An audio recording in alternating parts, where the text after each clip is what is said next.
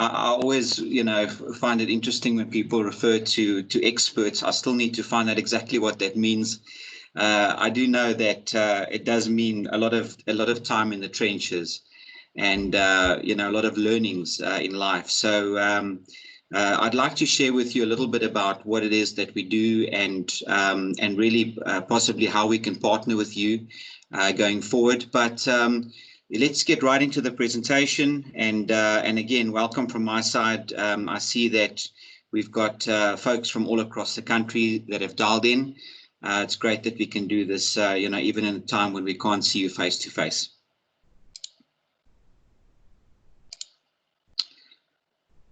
Right, just to check with everybody, is the presentation up?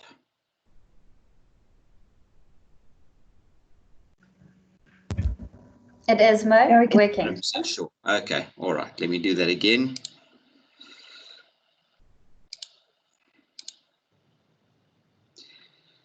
Right, so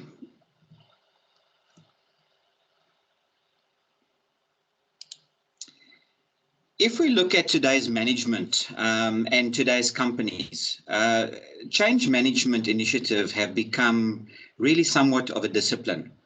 The fact that you're actually online at the moment speaks to the challenges that we have and face as leaders and organizations in actually driving bottom line results through other people and getting them to do this without feeling forced necessarily to do this in a forced way, but actually in a committed way in our organizations.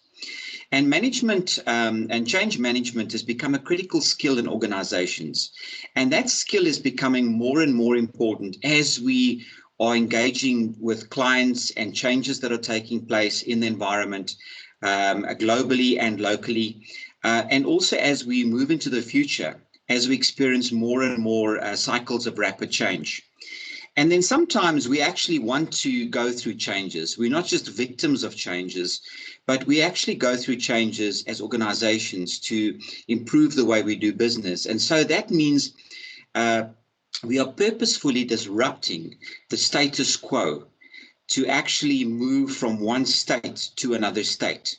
And we want to do this in a very organized fashion. And we're dealing with people, so these things can often be very, very daunting. So just a little bit about myself. Sarah's already mentioned it. I don't want to talk too much about this particular slide.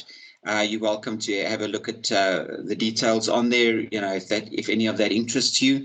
But really, I just enjoy as an individual working in this space and working with organizations. I find human behavior fascinating. And I have found over the years that it doesn't matter what industry you're looking at. People are fundamentally people. If we cut, we all bleed. We all have basic needs.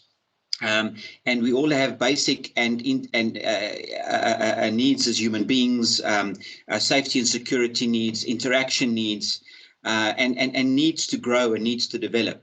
And so it doesn't matter what industry we're looking at. Fundamentally, we are all people, and we all have the same kinds of needs and issues.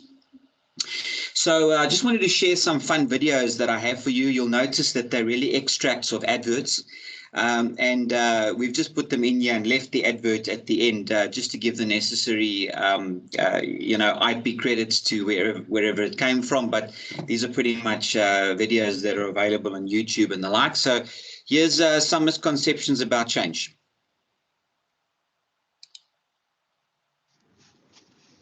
What this organization desperately needs is change.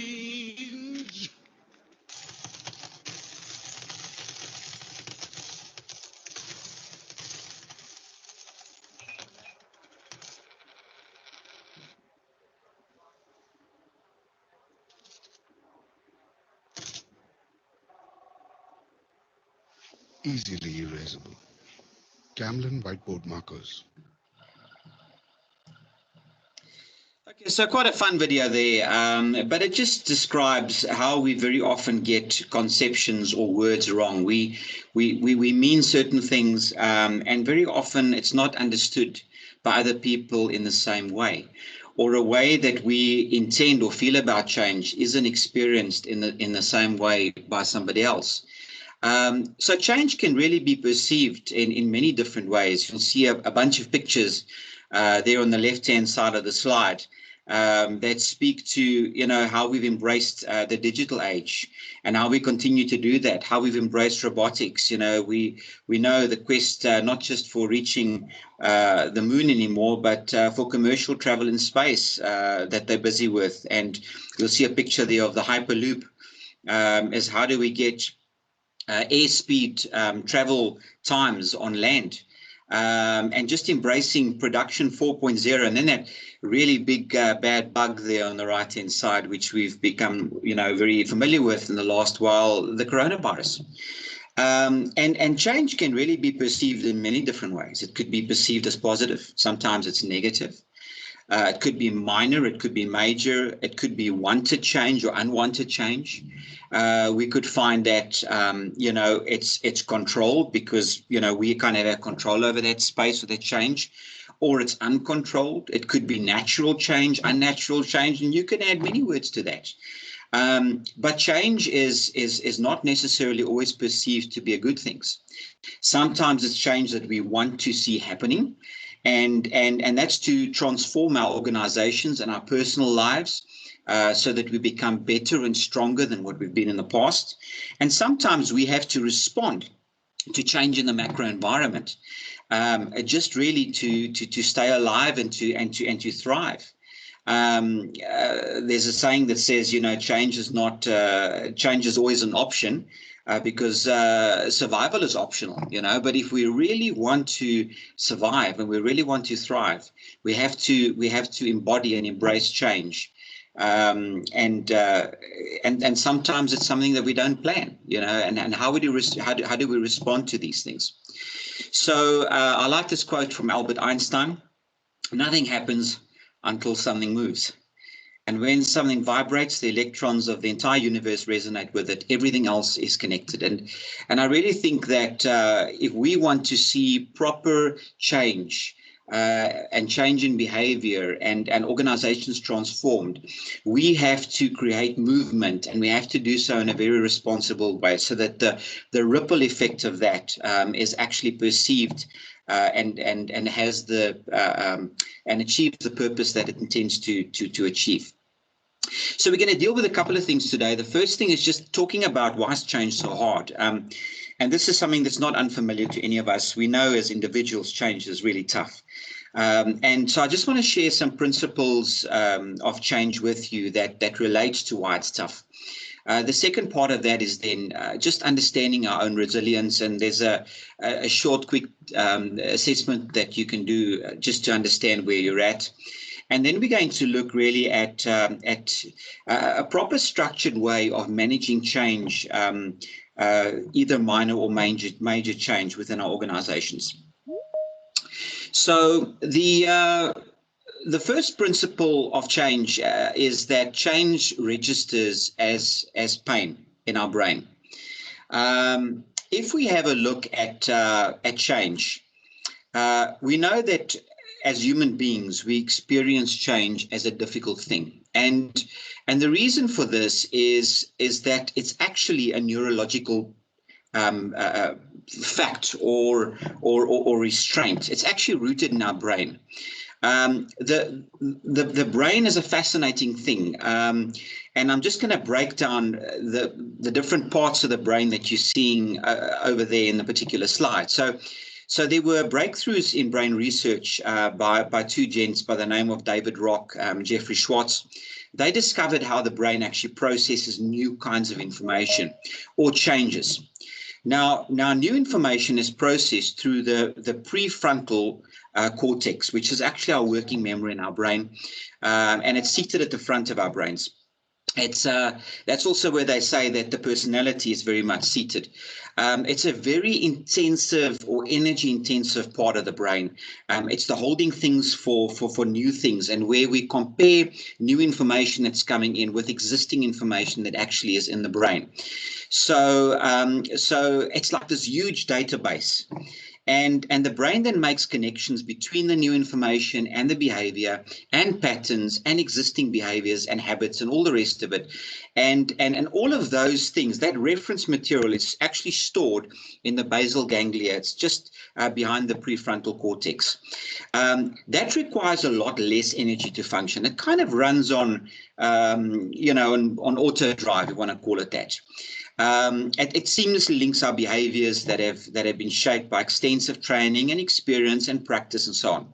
Now, the perceived differences between what we're expecting and what we actually detect or what we actually experience, the brain then detects as errors.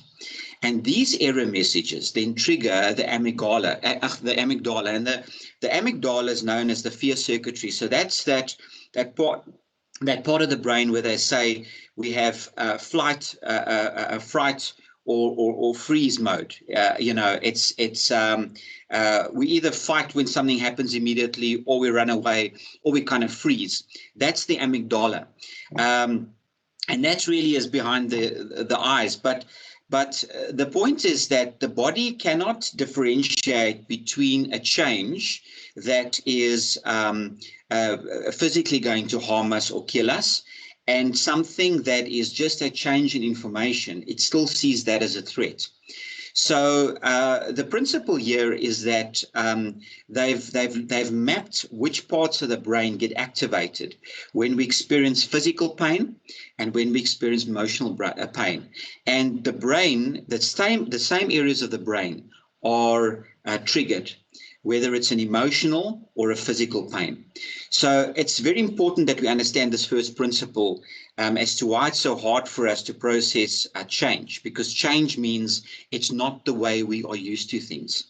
And because we know this, as leaders, as managers of change, it also means that we can then have empathy with other people that they're experiencing a level of pain with the moment we're asking them to make a certain change.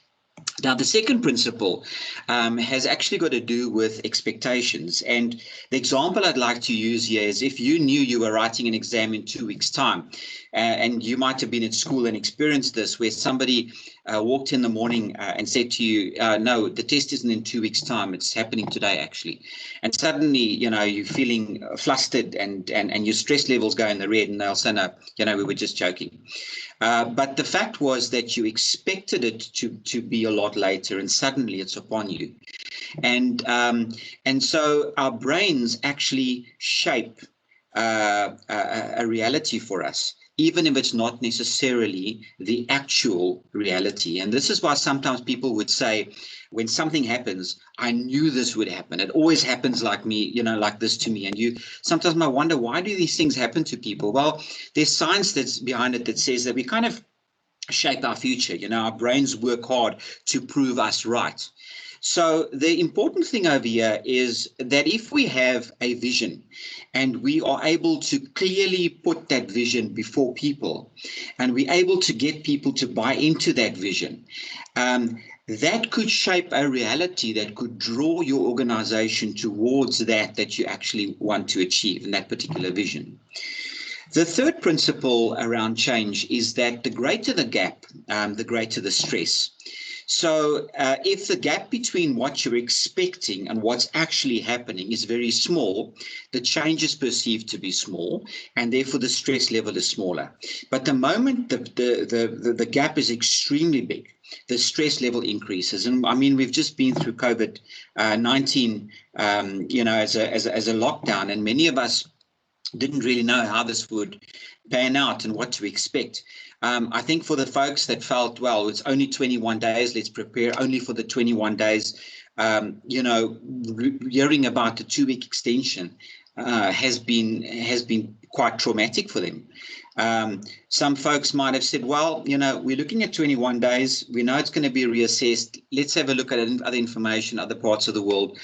What's the potential this can be extended? And so when the news broke of the additional 2 weeks, you might have not felt as stressed because you've kind of prepared for it, and the gap between the expectation and what's then actually happened was smaller for you.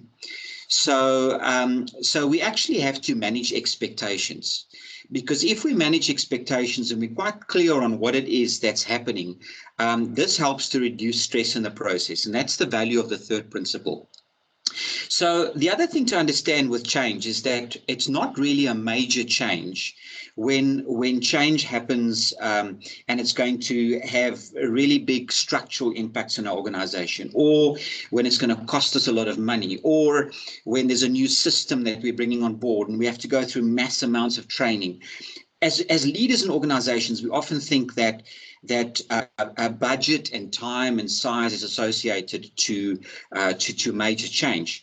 When we look at this from an individual's perspective, that takes on a whole new meaning, given the three principles I've just shared with you, because actually it's based on how different people are expected to be acting from the norm, from the normal way of doing business.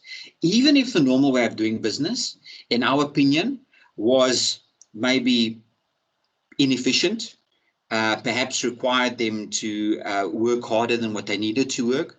The point is, it was something that was known, and you're moving them into an unknown space now. So major change occurs when people, especially people, believe they have no control over this, and it's happening to them. Example again, we can use many examples, but I think the COVID-19 example is right there, and it's staring us in our faces. So it's associated with a loss of control, and when expectations are out of sync with reality.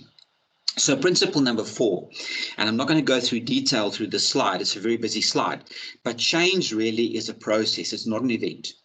And if we think about any decision that we need to make in life, we don't always end up at a place, an emotional investment place, than where we started at. This particular slide shows 6 different phases you can be in. So you could be in a neutral phase where you pretty much don't know what's going on. So, ignorance is bliss. Think about COVID-19. We heard about it was something in China back in December. It's something out there. We've heard of other things before up in Africa, and hasn't really affected us. And then maybe there's initial excitement about a change. So let's say you're going to solve something that's been a problem in your organization for a long time. You might then be initially excited if you become aware of it.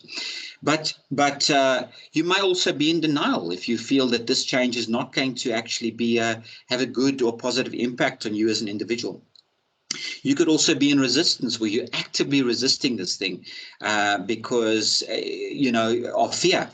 And how it's going to impact you, and very often that'll take people into a state of desperation, which we call the valley of despair, and another word for it is pity city. But what we really need to do is that when people are there, is as change managers, we actually want to get them to explore and to see the possibilities of what could be, and then to explore down those routes and eventually become committed to the change. So change is a process, and we don't necessarily start at point 1 and end at point 6. You can actually start at a different place, and depending on the context of that particular change, we can all be on this change cycle at different places around different contexts in our lives. So again, just understanding it's a process, and we need to keep moving in that process. Now, why is change such an important skill? Well, years ago, you pretty much got a situation where most people went through a job for life. I start in an organization, and in that particular organization, I might experience change, get promoted, or go and do other jobs. And things happen, and I build my family in that period, and then I eventually retire. This is not the world we're living in today. There isn't a job for life certainty anymore, and this is really a thing globally, when you look at it. So we've moved from a very simple kind of process, and I'm not saying simple that things were necessarily easy, but comparable as far as change is concerned. People just didn't need to be that change fit. Now in the environments that we're living in, and in the world that we're living in, we're finding changes happening all the time. We, as consumers, we are exposed to products, new products that are coming out all the time, screaming at us, buy me, buy me, buy me, use me. There's service providers that are popping up all over the show, and so change in our organizations means that we have to adapt a lot quicker, and we have to we have to manage those quicker cycles of change if we really want to be successful as businesses. So those are really the 4 principles, and you'll see that they pretty much fit in like a puzzle. And if any of those puzzle pieces are missing, it means that our change management process might be exposed, to unnecessary elements of not being effective. So I like the quote of Charles Darwin there. It's not the strongest in the species that survives, nor the most intelligent, but the ones that are most responsive to change. And I think that really is the literacy of the 20th century. George Bernard Shaw's given that quote as well. Is adapting to change. It's not just reading and writing anymore, because these are the critical skills that we really need. So that's just around why change is hard and why people experience that. And if people experience that as individuals, then clearly organizations are just a grouping of people. And how much harder is it to manage this when we want to take a bunch of people along with us around a particular change? So the next part is just looking at our own resilience. And there are 10 basic questions that I'm going to put out there for you. I would like this part of it to be a little bit interactive. So what I'm going to ask you to do, if you've got a pen and paper close by, is just run through each of the 10 questions and mark whether you disagree, whether you agree with that statement for you personally, or whether you are neutral around that statement. I'm just going to give you about 2 minutes or so to complete this exercise. And then we'll actually have a look at what that means for us.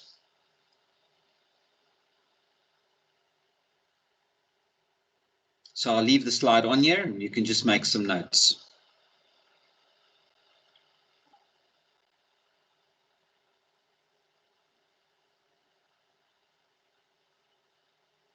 For those of you who might be concerned at the moment, I'm not going to ask anybody to share. So this is just something for you personally.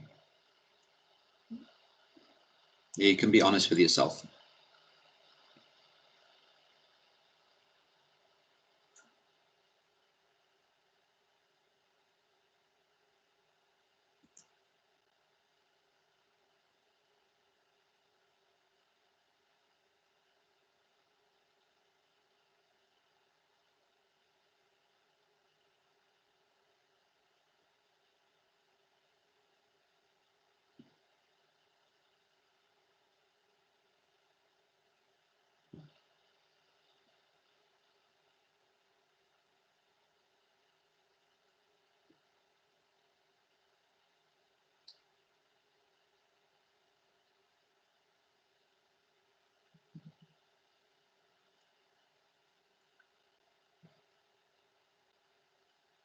All right.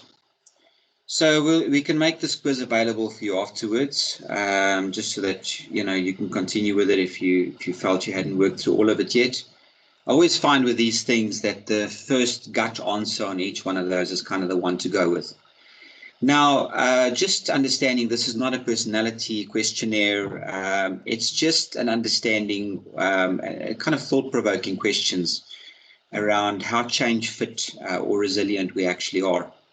So if you count the number of agrees that you had, just everywhere where you said, I agree, if your score was above 7, so 7 out of the 10 you said you agree on, this questionnaire says that you have generally a high change resilience, which means you're motivated, you're positive in life in general, you're ready, rearing to go when you're confronted with something that requires you to change, and you probably would be quite easily adaptable when it comes to you requiring to adapt.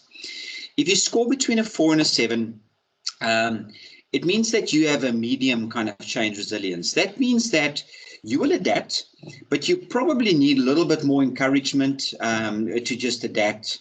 You tend to maybe be a little bit more in that exploration phase than what you are in the committed phase before you'll move out, and you'll probably in a more balanced way look at benefits. Do they outweigh the risk, and then you're kind of rearing to go with that. So if you got lower than a 4, it means that you have a low change resilience, and that means that you'll find it very difficult to adapt to change. You need to know all the details, understand the benefits versus risks in order to feel comfortable with a change. But you might still be resistant towards that particular change.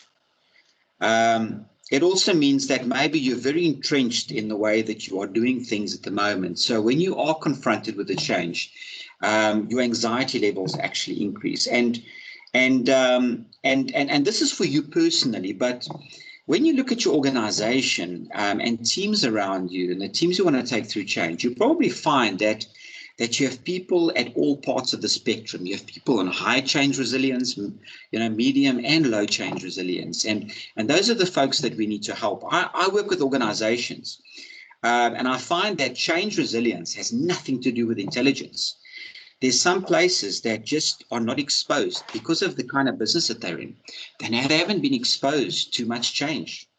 And so when you're asking somebody to move from one desk to another desk, it's a huge change for them because they've been sitting here for the past 10 years. So, this is just understanding where am I at and not feeling bad that perhaps I need a bit more help. And what can I do? What kind of questions can I ask to help myself to deal with this particular change? Right, so maybe at the moment, before we get into the next portion, I just want to stop sharing the screen for a moment. Perhaps, are there any questions that anybody would like to ask at the moment? Anything you'd like to say specifically? And you can do that in 2 ways, really. You can type something in the meeting chat, or you could just unmute yourself for the moment.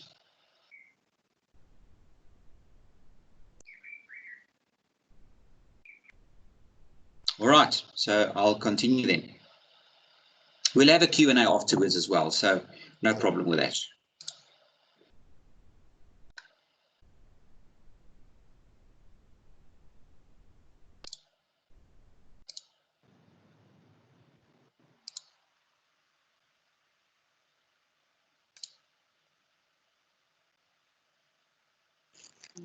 Just make sure that I'm going to the right place again. Right, so on managing change, I think somebody's mic is not muted at the moment. Something coming through there. Okay, good. Right, so we've called this the disruptive change roadmap because sometimes we want to disrupt the way things are working so that we can actually stop doing things in a particular way and start doing things in a new way. And there are 4 phases to this. And this is largely based on the same kind of process that you will find when you look at other change management processes, the likes of John Cotter, those of you students of John Cotter. And really, we've broken it down into 4 phases. And this is the change management course that TLC offers, and we'll be taking you through very briefly. But it has 4 phases. The first one is we initiate the change. The second one is we plan our change.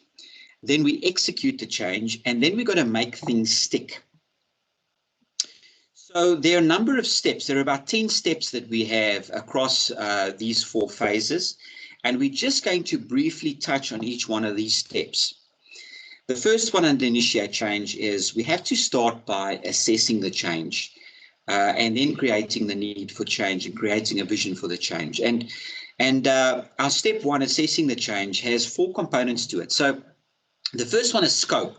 Is this a small area that's being affected, a medium or a large area that's being affected? And that gives us an idea of the areas and the size that's impacted of our organization.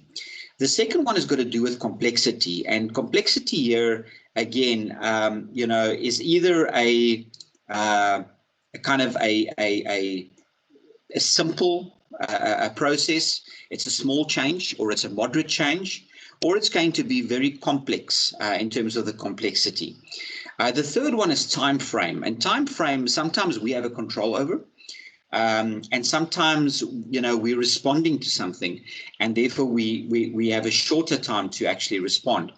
So it could be a short time frame, or a medium, or again a longer time frame.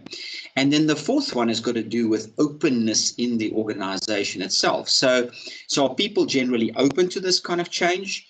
Are they moderately open, or are they quite resistant? And this has got to do with my culture. And the combination of these then tell us whether we have a simple, or a medium, or a minor, a minor, or a medium, or a major change. And this has implications in terms of how we resource it, how we plan the change, how much effort goes into it. So this is the first part of assessing our change, understanding what we're actually dealing with. The second step then is to create the need for change. And we find that the biggest factor, and John Carter also says this, that is a threat to any change effort, is complacency. And complacency can be there for many, many reasons. But very often it's just because it's something that we know. It's not always because it's good for us. We sometimes think that, why do people do this? If it's it should be logical that it's not good for people to do it this way. Well, it's logical for me that I should go to the gym every day. But do we all do that? It's logical that I shouldn't eat chocolates or sweets, but do we all abide by that? So we got to understand the reasons for complacency and actually find out what it is that will actually get people to move. And creating that need for change actually speaks to something which we call WIFM.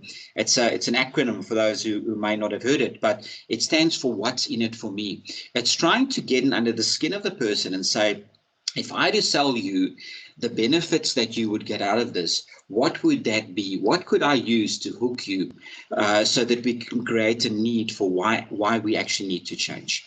We want to capture hearts. We want to use communication very strongly over here. The third step then is to know how to create and communicate a powerful, a compelling vision. Joel Parker has done a lot of work. There's a video of his. I'm not going to show it to you here, but it's available as well, called The Power of Vision. And Joel Parker says there are 5 critical things that we need in a good, compelling vision. The first one is it must be initiated by the leadership. It shouldn't be initiated bottom up. It should come from the leadership of an organization. The second one is that it should be comprehensive and detailed enough so that people can get it, so that they can understand what this actually means. It should then also have reach. I like using the words, something should have legs. It should be able to go the distance, and it should appeal to the hearts of people and capture the hearts of people. It should be positive and inspiring, which means that it mustn't be so like a pipe dream almost that causes people to disconnect from it before they've even started. To be positive and to be inspiring, to be something that we all want to see as an end state goes with having reach. And then it should be shared by everybody, because we want everybody to have that same where is it we want to go to experience. And when we're communicating that vision, we need to consider that there are different parts to communication. So this model talks about logos, pathos, and ethos. And sometimes we're so fixated on the logos, on the logic. Let's explain to people why we're doing it. Let's give them lots of data, and that'll shift people. Well, not everybody's inspired too much by data and by logic, right? Some people move because we tell stories that attach emotion to that. and that draw people's feelings towards it. If you think about the government's going through a major a disruptive change process at the moment, and they really are acting as change managers, and we can stand on the sidelines and we can actually criticize, or give our opinions on this, and evaluate it. But if you think about this, how much data and logic goes into the communication by government to the rest of South Africa to help everybody keep to this major change, which is lockdown. It's affected businesses and in our personal lives in major ways. Some people don't necessarily get moved in that way, but then they come with, other data and stories, feel good stories, and they interview people that have gone through this, and they say, well, how did you feel? How have you moved through this? And so they're appealing to the pathos side of it. And then there's the ethos side of it, right? The ethics and the morals. And you see a lot of that coming through in the communication, which is, folks, protect yourself and think about the rest of the population, and think about your family and your loved ones. You don't want to, have them get sick. So they also talk about it's the right thing to do. Sound like pay your TV license ad over there. But you can see how that combination of things, and it's not necessarily perfect the way that it's happening right now, but all that it does is it creates more and more of an opportunity for us to gain momentum if we look at our communication from different angles. So enough about that. Napoleon Bonaparte, you all know Napoleon is, or was rather, he said those who have changed the universe have never done it by changing officials. They've done it by inspiring people, because leaders can only do so much. It's about bringing the rest of the organization along with us and having us on the journey together with them. And that's how we actually achieve visions. Right, so there's a lot of detail I'm not sharing with you. And I just want us to get an understanding that there's a process involved.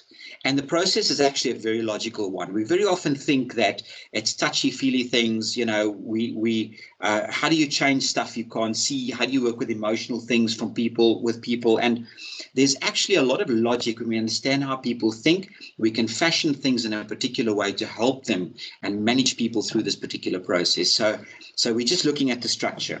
So the next part is planning the change. Now, here again are 3 steps. We've got to identify a change team. We've got to analyze our stakeholders, identify who they are, analyze them, and then create out of that a change strategy and plan. Notice how we didn't start this process by just jumping in and saying, we've got to communicate and let's have a change strategy and plan. There's been a lot of work that's gone into what's happened to get to step number 6 before we get there. So step number 4, then, knowing the size of my change effort, I need to think about how I'm going to resource this. So there are a number of different roles that we take people through when it comes to training, particularly sponsor, a change leader, our change agents, and our change team. And all of those have very specific roles, and we use them in very specific ways in our change management process. I don't want to say too much about that. But here's a very, very a light-hearted view of the kind of people that you don't necessarily want on your change team. Basically, it's about I'm good. Be honest here, Fuck it. I'm good. My bad. I'm good. I'm the man! I'm good. Ready? No. Men can take anything. I'm good. Except the taste of Diet Cola. Until now, Pepsi Max, the first Diet Cola for men. This is good. Basically. Okay. All right, so maybe a little bit of my funny or sixth sense of humor coming through there, but we want to have the right people on with the right skill sets, and we want to make sure that they are clear on what it is they need to be doing, and we want to manage that throughout the process. The one thing I didn't say about team members yet, just on the previous slide, is that depending on the size of the change effort, sometimes these are dual roles that people would fulfill that are part of the normal whatever project that you're going through or whatever initiative you're running. And sometimes they are dedicated roles where change is large and requires a lot of effort.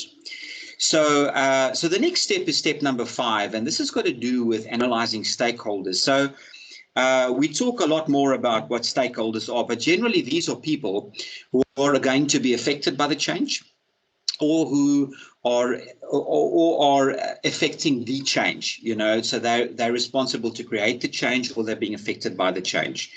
And there's a 3-step process with some tools that we teach around how to identify them, and then how to prioritize them. And prioritizing them means that not all stakeholders are equal.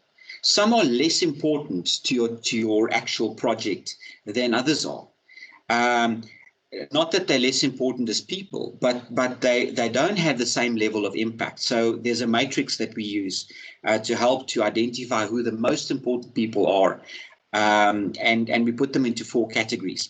And then the last step is, now that we know our most important stakeholders, is how do they feel? Are they committed to our project?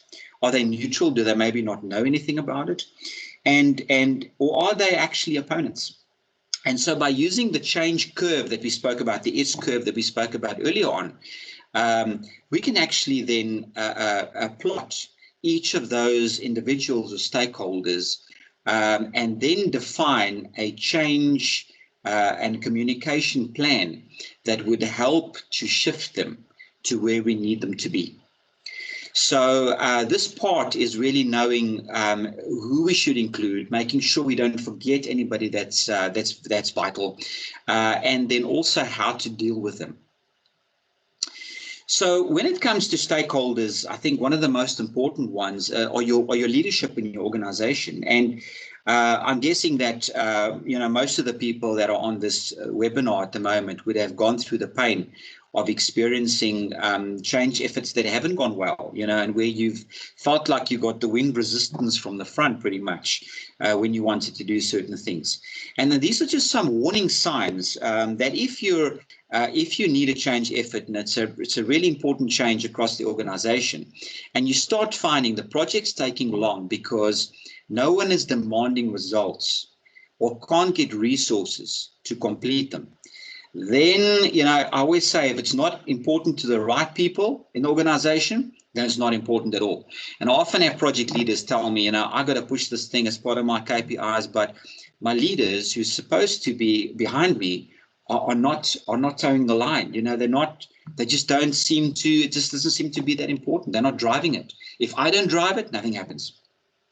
It also can mean that, when you start getting like really bad resources, like an example I showed you earlier on, somebody wanted to get rid of a person for the next couple of months, and so they put them on your change team, and the problem with all of those is that it actually dilutes the change effort completely.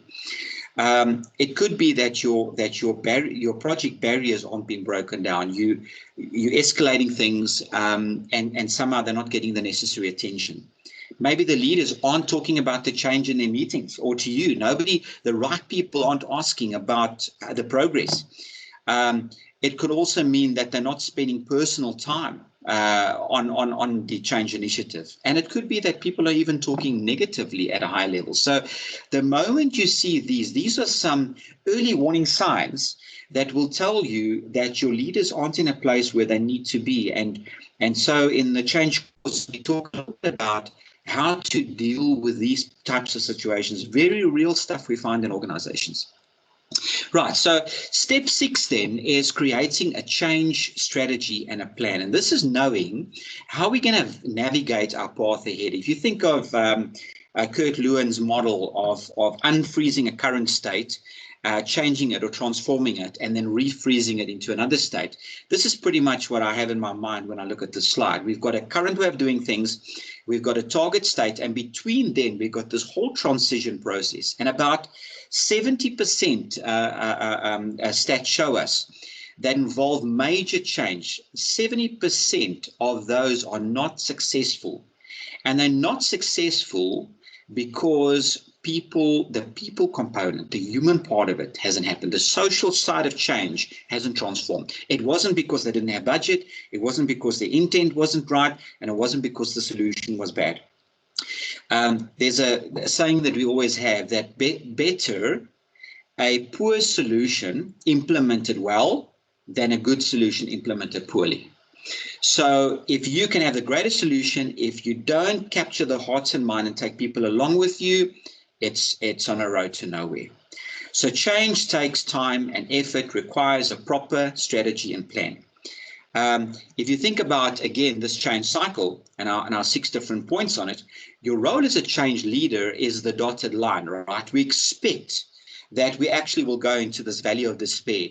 We expect resistance, but what is this going to look like for us if we leave it as is versus if we help people to manage the change? I actually want to minimize the dip, and I actually want to get to a high level of commitment than what I would have gotten to if I did nothing. So it's in essence what our role is as a change leader.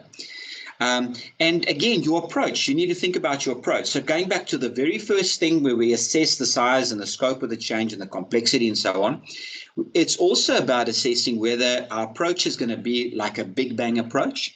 Company-wide, we're going to come full force, company-wide ramifications.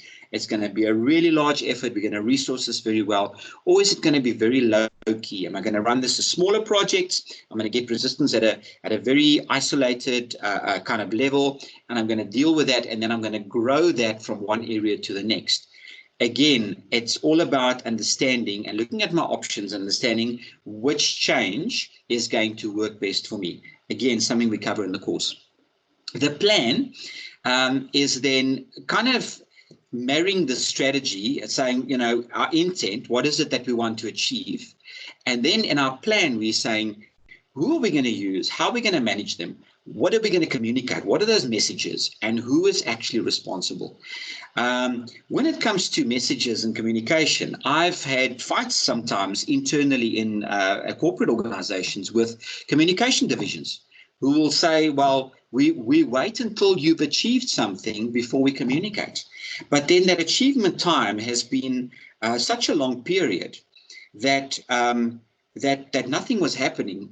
And I was saying, well, you got to tell people something. You can't not tell them. Even tell them the process that you're in at the moment. Explain the complexities that are involved. But by not telling people anything, people fill that void with other information. And if there's a negative kind of culture in your organization, that information is always negative. And the grapevine might not be correct. It might not contain factual information, but it's very, very effective. So we want to minimize the space for that to happen by rather communicating and being transparent and being direct about it. And then also our controls is thinking about how we're going to make this change stick once it's done. How are we going to lock the old in with, or the new in with the old? And how are we going to, from a systems thinking perspective, make sure all of this stuff works together? So executing the plan then, step 7 is communicating, as I said, and overcoming resistance. And when communicating, just a couple of principles. Context is key. Imagine with COVID-19, they asked us to do what they did, and they didn't give us any context. What are the chances that the general public are actually going to do what people are doing at the moment? I know not everybody's following the rules like they should, right? We know this. We've seen it in the media. But by providing context, we're more likely to appeal to the logic and the understanding of people. Secondly, storytelling isn't rocket science. Use the gift of storytelling, because people can associate with stories. We all live stories in our lives as well. And then don't wait until things get out of control before we start listening to employees. Don't assume everybody's okay just because things are quiet. There is this thing like silent resistance, or people are watching from the sides just to see when we make a wrong step. So start that process early on and make sure that we're communicating throughout. You also want to get in under the skin of your audience. Don't be irrelevant. Speak in terms that people can feel, we're understanding them. Set clear, measurable objectives at the outset. Be clear as what you can be around where things are at. and be candid. If there's certain things we don't know, I think it's okay to say we actually don't know, but we will work towards knowing, and then get the right support team in place. Make sure that this is not an effort that you underestimate and you don't resource for properly. And then just the slide, it's quite a busy slide, and I don't want to talk too much about it, but there are steps in managing resistance. And again, in the training, we go through a lot more detail on each one of these. But the first thing is acknowledge that this thing is difficult for people. If you think about what Cyril Ramaphosa has done, every time there's been communication to us, those messages have really started off with, we know it's tough and we're asking you to do a lot of things, and thank you for those that have, and this has been disrupting our lives, so acknowledge that, and also try and use two-way communication. I know on a scale like COVID it's very difficult, but in this particular case, in a project, in your environment, in your organization, don't just speak without allowing people to respond and to listen to what they're actually saying. Often things get lost in translation, and just by people being able to say, what do you mean, we can clarify things.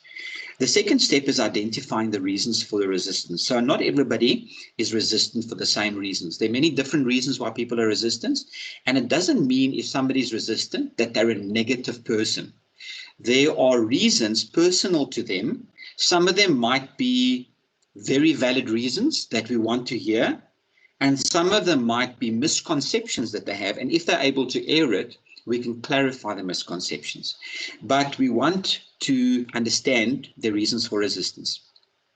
And then also develop a strategy to deal with the resistance. And those 5 that you're seeing there start off with a very light-handed approach. Education and communication is, if I really don't know up front, I'm assuming because you don't know, you are actually going to resist the change. But if I tell you, if I educate you, if I give you the logic, I will be able to help you and you will move along. Another level might be participation and gaining trust. Another level might be, negotiation and getting agreements. And then another level might be persuasion. And then the last one, which is not desirable, but sometimes needs to happen, is kind of a power position where we say, well, we've given you the opportunity for all of this, and now it's just a case of it needs to happen. I think very often I find in organizations that heavy-handed leaders start at the bottom one. They start with a power position and then force everybody down the line. And that's not the kind of inclusive process that brings people's hearts into it. So just a little bit around that. We always like to say that you're gonna pay for this somewhere. You either put a lot of effort in the front and things go smooth in implementation, or you race ahead with your project at the start and then later on you will pay the price. If you're working with people, we always say if you work fast up front, it's slower at the end, and if you work slower at the front and you do what you need to with the people, it's faster at the end. Somewhere you're going to pay the price, and the table here depicts it, right? So when do you want to pay it? Price of resistance. If you pay less earlier, you pay more later. If my initial investment is high, later on it's low. If my maintenance cost is low up front, it's high later on. If my initial implementation or speed is slow at the front, it's fast, or I move fast at the front to go slow later on. We pay this with people somewhere along the line. And just another thing around resistance is that we actually don't want this to necessarily be quiet. I've learned the value of open resistance. I always try and get people to openly tell me they're resisting, because I felt the pangs of passive resistance before, where everybody nods and smiles and looks at you and there's no problem, but things just don't move in the background. And that's harder to work with. So the next part, step 9 then, as part of my making it stick phase, is a tool that we teach people. It's a phenomenal tool called antecedents behavior consequence balance of consequence, which is what ABC BOC stands for. It helps us to understand why people do things in a particular way, and to change the consequences so that it becomes easier to do the right thing and harder to do the wrong thing. And there's a 5-step process involved. We first start by pinpointing the behavior. We identify the antecedents, which is kind of what's happening in my thought process before the behavior happens. What am I aware of? And then we identify the consequences, and we rate those consequences. So there's 4 areas we rate them on, and then we adjust the antecedents or the consequences so we can rebalance them.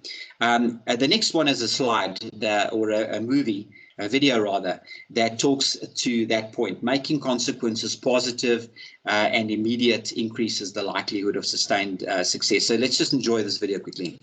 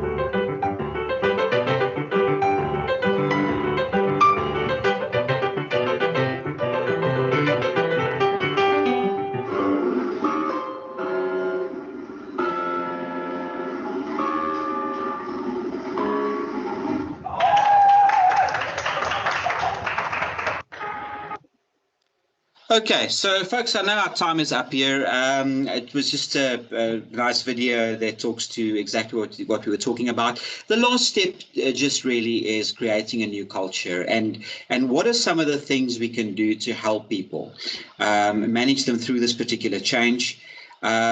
People are fundamentally people. The one thing that I do want to mention on the next slide, and we're happy to share this with you, so this is something that you can read through on your own. But we sometimes think critical mass, achieve critical mass, means I have to get 100% of the people. Research has actually shown 30%. Once I reach about 30%, it starts to get a life on its own, and more people are then doing it than other people. And so critical mass in an organization of people we want behind the change is normally about 30%. And also remember that although we're going through a process here, reculturing takes time. It never really ends. It's something we've got to reinforce constantly. We're always working against human behavior, and the quicker we get to a place where the new pathway becomes habit, the easier it is for us to let our foot off the pedal, as it were, and the new way of doing things will just become the way that people do them. So yeah, I just wanted to give you this introduction, to our course. I hope you've already got value out of this afternoon session. Thank you very much. We normally would want to take some questions now, and I'm not sure for those who are online, I'm happy to take those. And perhaps, what I should do before we take questions is really just jump ahead a little bit and just talk to something else that we're giving you because you've stayed on and because you've set a time aside this afternoon. The first one is just here's some references. of some of the material that thinking that has gone into the development of the course as well. For those of you who might be interested, it's always good to know where the research is based on and the models and the science is based on. And then, just to thank you for joining our webinar. And what we are doing is we're giving each person that is on the session, for those who would like, a free 1-hour change management consultation. I'm happy to have that chat with you, and you can arrange that via that email address at the bottom. Even now, while we're in a lockdown period, happy to do that over Zoom or Teams or anyone that works for you. And then a 25% discount, which is a really nice e-learning discount. At the moment, we've got a general 10% on all our courses, but for the people on this particular course, we've got this course available as e-learning with videos and audio and everything else at a 25% discount. So normally retailing for about $5,500. Sorry, I think it's at 6, and we'll go then for 4,500. So that's a really nice discount if you would like. And then obviously we can run this as a course as well at your organization. But that's something that you can email us about, and we can talk about what that looks like for you. So just to get back to questions then, so thank you from my side for joining, and maybe I'm going to stop sharing now and we can take some questions. And sorry for taking slightly more than the hour.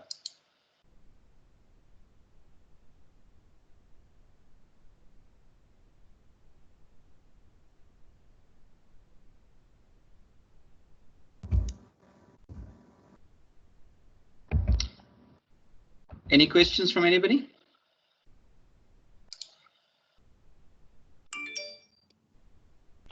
Maurice, it's Gavin. Yes, not a Gavin. question, but just a comment. Very interesting. A ton of stuff you went through in a very short space of time. Yeah. And yeah, if many people are like me, you're going to need time to digest. And could one send in questions at a later date? Absolutely. Absolutely. So they can go to exactly the same email address, Gavin. And then, Sarah, whoever will send them to me as well. And we're happy to respond to those. Great. No, thank you. You're right, Gavin, and it's not a one size fits all. There's a model, but every context is different in every organization. And you might be struggling with something, and the answer for you might not be the answer that would work for somebody else. Yeah, no, I think that's part of what needs lots of thinking about before one can really just jump in and launch a whole lot of questions. Sure. But yes, fascinating, very interesting, and thank you. Thank you. Great. Well, thank you, Mo, for sharing your insights with us and your knowledge. It's been extremely informative, and will definitely help us navigate these interesting times we're in. And just to let everyone know that I'm going to be sending you an email with more information about our change management support, the programs that we run, and information about our e-learning course. So that'll be in your inbox. But just a very big thank you from the TLC team for joining us, and thank you, Mo. Thanks everybody for being there. And good luck with the rest of your lockdown period, whatever that means to everybody. Thank you, Mo. Thank you. Thanks. Thanks, Mo.